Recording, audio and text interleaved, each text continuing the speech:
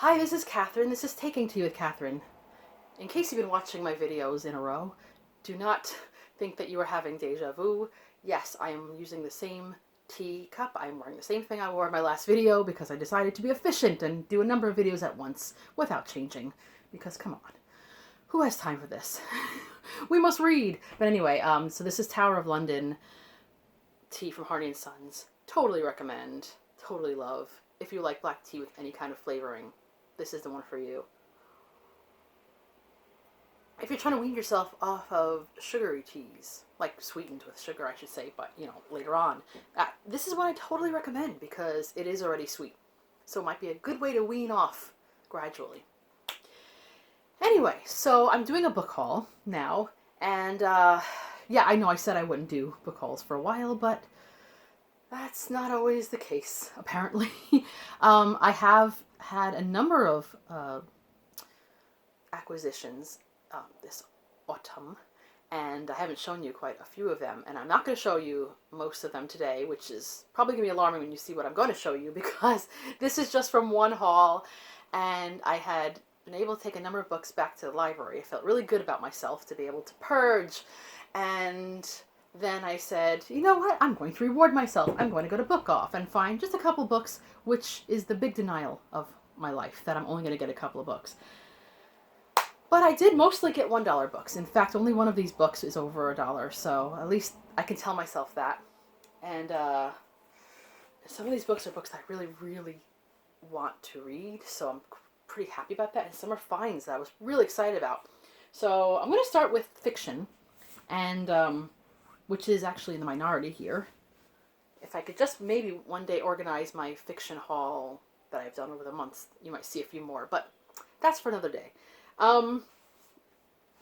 These are a few books that just sound good to me, and oh, and let me just let me just go back. Yes, this is why I say I ramble. But I think if you've been watching my videos in the past few months, you would have seen at least one Bookoff haul in the past few months. And but I'll explain in case you haven't seen those videos that Bookoff is a bookshop in Midtown Manhattan. They have other stores in California, Hawaii, Japan, possibly elsewhere, but there's only one in New York. They've had one for many years. There used to be one right down the block from the main New York Public Library building with the lions, but they moved a few blocks, let's see, uptown. Is that north? I think, yes. I'm not working today in my head, but in other words, my brain is not working. But yeah, so it's quite close to Bryant Park, which is also quite a literary-ish place. There's a lot of things it's close to, but I'm not going to get into that right now because then we'll be here all day. If you ever look for a map for 45th Street, Manhattan, between 5th and 6th, you can see all the things that are nearby. It's like the theater district, etc.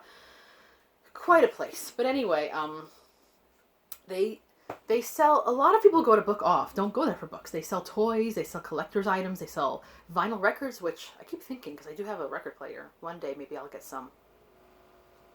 I do have some already. But, DVDs, a lot of other things. And they have Japanese books too, Japanese language books. But I almost always just go straight up to the second floor where they have fiction and nonfiction for a big section of $1 and then a section of discounted, which can vary. I found a box set of something that was like close to 50 recently, and I was like, that's the most expensive thing I've seen in Bookoff, like ever. But most most of as far as books are concerned, but most of the books that I choose from come from the $1 section. You will see that there's a variety of different qualities that these come in, popularity, whatever. And some of them are really great finds, and some of them will end up being disappointments, and I will probably donate them to a little free library or give them to someone who wants it more than I do, and that's fine with me. So we will begin. And this first book is funny because you know when you have a conversation with somebody and then suddenly you get something suggested on your social media, like on Instagram or Facebook or even a YouTube video, and you're like, they are listening in on my conversations, they are reading my mind. One mind. I was just saying to somebody, maybe it was on BookTube, I don't remember, how Lucy Worsley, writes a lot of nonfiction, and I've managed to get a hold of some of them. Some of them you can find in the library, some of them you can't. But I've had a hard time finding all of her fiction, especially in bookstores. So I'm not saying it's impossible, but it's not that easy. So when I saw this, I was like, this is going to be worth a shot. I don't know how she is as a fiction, but she seems to be a good storyteller. And so this is Lucy Worsley's Maid of the King's Court. She is the curator for England's historic royal palaces, which I knew already, but I had to read that to you anyway. There is sadly a tag in front. I don't know if I can actually pull it off. Oh wait, it's coming off. So satisfying. Oh no, it left a mark. Not as satisfying. Oh well. Anyway. Eliza Rose Camperdown, okay, understands her duty toward her noble family. Marry a man of title... Something on my elbow. I'm very picky. Marry a man of title and wealth. Much to her surprise, headstrong and loudmouthed Eliza finds herself as a maid of honor in Henry VIII's court, oh no, with her cousin Catherine Howard, oh no, who sets about wooing the king. With impossible feelings building for a handsome yet unsuitable page, oh no. Eliza is faced with a daunting question. How does she follow her heart in a world ruled by powerful men? Oh dear. So I'm curious about that. It's age 12 and up, so I wonder if this is actually made to be like a YA or something? I'm okay for that. Actually, it looks to be. And that's okay too, because then I can kind of be all like, yeah, I read YA too, you know what I'm saying? Okay. So this book I've just heard varying opinions about, and I'm not sure if it's any good, but it's quite popular, and it won a Pulitzer Prize, and I think if I don't love it, I mean, Oprah seems to like it, which doesn't always mean everything, but it's called Olive Kitterage by Elizabeth Sprout. Now, if some of you are looking and you see this and you've read it and you go, oh no, Catherine, don't read this one for some reason, please let me know. But it sounds pretty good. She sounds a bit like a crotchety retired person or something dealing with stuff. And I could be wrong about that, but that sounds kind of up my alley. So we'll see. This isn't like the first thing I've ever wanted to read. You know what I mean? It's like, oh, if all my books were, to be taken from me and I had to keep one, this wouldn't be the one I'd pick. But about for $1, it might be worth a shot. Now, if you've watched my recent Tia Mystery video, you will see that I read a book about Sherlock Holmes and just about his character and how it's expanded and changed and survived all these years. This tea is still good. Way into the second video. And they were talking about, toward the end of the video, they were talking about this person, Leslie S. Klinger, who is a guy. Yes. Every time I see Leslie, I think of a woman, but it is not.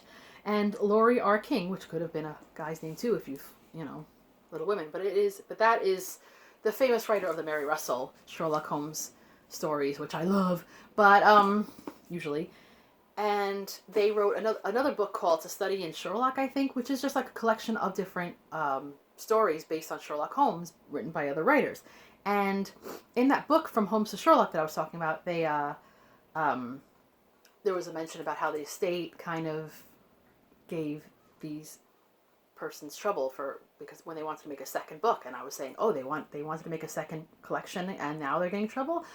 Oh, but I haven't seen the second collection, have I? And then I saw the second collection in the shop. Echoes of Sherlock Holmes, stories inspired by the Holmes Canon, edited by Laurie R. King and Leslie L. Klinger, featuring stories by Tasha Alexander, Dana Cameron, haven't heard any of these people, that's okay, John Connolly, Deborah Crombie, Cory Doctorow, Hallie Ephron, Meg Gardner, William Kent Kruger, Jonathan Mayberry, Tony Lee and Beavis Musson, Catriona McPherson, Denise Mina, David Morrell, Anne Perry, I've heard of Anne Perry, Gary Phillips, Hank Philippi Ryan, and Michael Scott.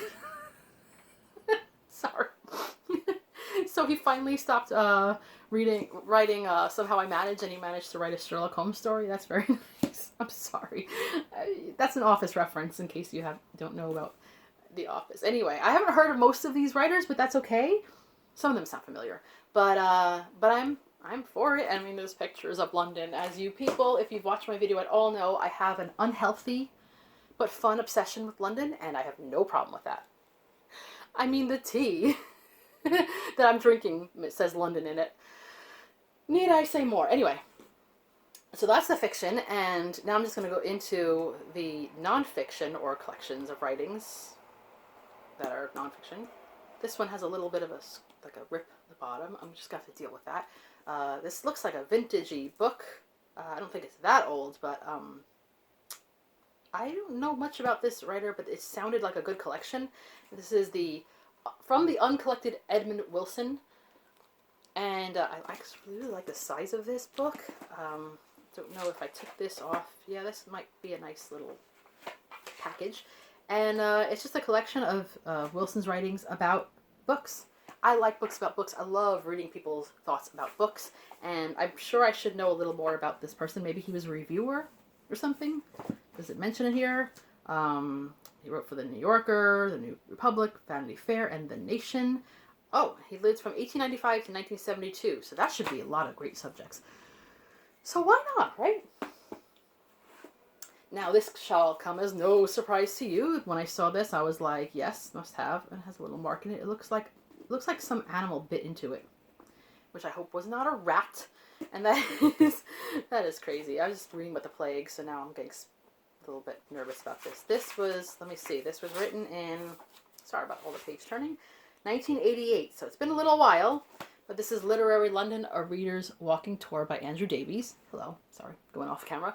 And 1988 is a while ago. My first trip to London was in 1994. So obviously London's changed a bit, but I don't care. I can read about Literary London, anything related to that, till the cows come home. I don't know how many cows there are in London, but I like what it writes here. Andrew Davies, a self-described London freak. Yeah, studied law at Oxford University, but gave up being a lawyer to pursue his passion for history. Yes. He makes his living... No offense to lawyers, by the way, but that is cool. He makes his living as a freelance writer and a lecturer in the extramural departments of the Universities of London and Cambridge, specializing in social history, and particularly the history of London. He also works as a London walks guide and leads tours over 200 different routes. He has published several books, including The Map of London and The People's Guide to London. This sounds like something I would do if I could. But I can't. At least not right now. Anyway, so this is a book. This is the only one I spent over $1 for, but it's made by the Thames and Hudson, which I have a book called Writers Britain, I think. Because, and this seems like a similar book, and it's called Weatherland, Writers and Artists Under English Skies. By Alexandra Harris, and it's a dazzling journey, according to Robert Macfarlane, a dazzling journey through the weather worlds of English culture and history. Now, I've mentioned before that I have a real big problem with small talk. Usually it gets a little bit nuts, but I can talk about the weather, and that's how I believe that I am. That is my British side coming out, is that I love to talk about the weather. And complain about it mostly, but yeah, so I'm gonna read the description because let's take all the time. Blah blah blah. In a sweeping panorama, Weatherland allows us to witness cultural climates on the move. The Anglo-Saxons before the Norman conquest lived in a wintry world, writing about the coldness of exile or the shelters they must defend against enemies outdoors. The Middle Ages brought the warmth of spring. The new lyrics were sung in praise of blossom and cuckoos. It is hard to find a description of a rainy night before 1700. But by the end of the 18th century, the Romantics will take a squall as fit subject for their most probing thoughts. There have been times when the numbers on a rain gauge count for more than a pantheon of aerial gods. There have been times for meteoric marvels and times for gentle breeze. This is such a description, right? The weather is vast, and yet we experience it intimately, which is why Alexandra Harris, sounds like a musical, builds her remarkable story from small evocative details. There is the drawing of a 12th century man in February, warming bare toes by the fire. There's a tiny glass left behind from the frost fair of 1684, in the Sunspan house in Angmering, that embodies the bright ambitions of the 1930s. Harris catches the distinct voices of compelling individuals. Bloody cold, says Jonathan Swift in the slobbery January of 1713. Percy Shelley wants to become a cloud, and John Ruskin wants to bottle one. Weatherland is a celebration of English air and a life story of those who have lived in it. As we enter what may be the last decades of English weather as we know it, this is a history for our times. So that's a lot. Like, it's a little intense, but anyway. But that's up my alley. Now, speaking of writers, these are two poets that I like, and I've been meaning to read more of when I'm reading more of my Victorian poetry. But I haven't read a lot about them particularly. Only in mention, I think, in a book about George Eliot, maybe? There might have been something about them. I'm not sure. Was it George Eliot or Mrs. Gaskell? They're all getting jumbled. Sorry. Dazed and Done. Dared and Done, not Dazed and Done. The Marriage of Elizabeth Barrett and Robert Browning by Julia Marcus. So let's see what, I'm not going to read this description because I'm going to spend a million years. But I am curious about that. There's going to be a lot of people in here that I know about, so that'll be kind of fun. Another book about Victorian times. Can never get enough of that. So yeah. This is a book next that I think I've read, but it was $1, and I want to reread it when I'm in the mood to read again about Queen Victoria. This is usually one of the most mentioned books about Victoria. Victoria the Queen by Julia Baird. This is like her sexy picture, the one that she had painted for a gift for Albert, which was when she was at her hottest, I guess you could call it. Because a lot of us know her as that older widow who just looked a bit rough. But except if you ever seen pictures of her smiling, that is a total different Victoria, no matter what. So I had that book called Ex Libris. I know there's a newer version of Ex Libris out, but this is a another book by the writer of the original version that I have of Ex Libris. This is called Rereadings, edited by Anne Fendeman, author of Ex Libris. Same kind of style book. It's really kind of a cute little book. So once again, a book about books. Isn't it just... Okay, the next two books are books I've been looking for and not been able to find for a decent price. Like, I know I could take them out of the library, but I was either taking my time with them and wanted to keep them on hand or whatever. And the first one is one, yeah, I was looking for, but I could have waited a little longer because it was a good book, but I wasn't like absolutely enthralled. I just liked it, but I really wanted to finish it, so this will give me the opportunity to do so. It's a little beat up, but for $1, it's still great. That's The Library Book by Susan Orlean, author of The Orchid Thief, which, I'm blocking it. It's in back of me. Anyway, so I started it, and yes, there's a whole description about a fire in a library. I think it was in Los Angeles, and it was traumatic for me, but it kind of goes into libraries and history, etc., discussions of that, and the person who supposedly, started that fire. Ryan started the fire. Okay, I went back into the office again. I'm going off into places. Last but not least for me, this is a book I took out of the library. Again, somehow didn't get a chance to renew it or something, and I've been looking for this book. I have seen it in bookshops, but I don't know, I kept putting it off, but I've been wanting to find a discounted version of it because I wanted to, and I found this for $1. It has a little bit of writing in it, but it looks like to be colored pencil, which I can deal with, and that is The Death and Life of Great American Cities by Jane Jacobs. She was, I don't know how to describe her. She was a writer. She was very influential, I guess you would say, in New York. And how do I describe her? She there were some things that happened many decades ago when people like oh no, what's his name? Hold on. My poor brain. I think it was like Robert Moses, people like that. They did a lot for getting, New York connected by different roads and everything to like Long Island, etc. It was good, but then they also tore down Penn Station, which was a train station, still is a train station in Manhattan, in the West Side and in Midtown, that used to be absolutely gorgeous. And they tore it down and opened up this really not as attractive version of it. And they were threatening, I think, to do that with Grand Central. They were threatening to do like an entire motorway or something through Greenwich Village. Finally, people like Jane Jacobs started coming in a store and saying stuff, and I don't know about protesting, but writing and stuff. So she and many other people helped to curtail that ambition, which was probably a good thing. And she writes about cities, but New York is a really important city for her, and I remember reading this, and I feel like I really want to read it again and have a lot more to say about it, so I will, and then I will. I keep seeing writing in here, I'm like, I don't hate that, I don't hate that. This is $1. So that's my haul. Yes, it is. Let me know if you've read any of these books, what you think about them. If you like talking about these kind of books, please subscribe. I will be reading them eventually. I will also be unhauling books, but I don't know if I'll have videos about that. We'll see. So this is Catherine from Taking Tea with Catherine. Have a lovely tea and book filled day. Goodbye.